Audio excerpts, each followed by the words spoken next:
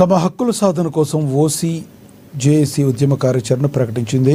ఫిబ్రవరి 23న ఢిల్లీని జంతర్ మంతర్ వద్ద జాతీయ స్థాయి ఓసీల మహాధర్నా నిర్వహిస్తున్నట్లుగా నాయకులు పిలుపునిచ్చారు.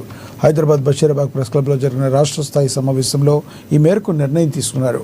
ఓట్ బ్యాంక్ రాజకీయాల వల్ల ఓసీలు అన్ని రంగాల్లో వెనుకబడిపోతున్నారని నాయకులు ఆవేదన వ్యక్తం చేశారు.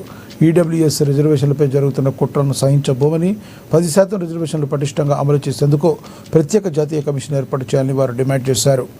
ఇక రానున్న మున్సిపల్ ఎన్నికల రిజర్వేషన్లు శాస్త్రీయంగా సవరించకపోతే ప్రభుత్వానికి తగిన గుణపాఠం తప్పదని నాయకులు హెచ్చరించారు. పేరు పెట్టి ఏదైతే అవమానం చేస్తున్నారో, ఏదైతే తిడుతున్నారో, మీరు ప్రజాప్రతినిధిగా మేము మీకు ఓట్లేసి గెలిపించిన ప్రజాప్రతినిధులుగా మాకు హక్కు ఉంది మిమ్మల్ని అడగడానికి.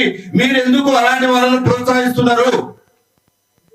రాజకీయ పబ్బం గడుపుకోవాలంటే ఇంకో రకంగా గడుపుకోండి. కులాల మధ్య, మతాల మధ్య, ప్రాంతాల మధ్య చిచ్చు పెట్టకండి. మేము పల్లెటూళ్ళలో కానీ సిటీలలో కానీ అన్ని సామాజిక వర్గాల వాళ్ళము మేము అన్నదమ్ముల వాళ్ళే కలిసి ఉన్నాం. మమ్మల్ని ఇట్లనే బతకనియండి. మీరన్నట్టు పేదల ఓసీలు ఏదైతే ఓసీలు ఉన్నారో 100% ఎవరు ఉన్నోడు లేడు.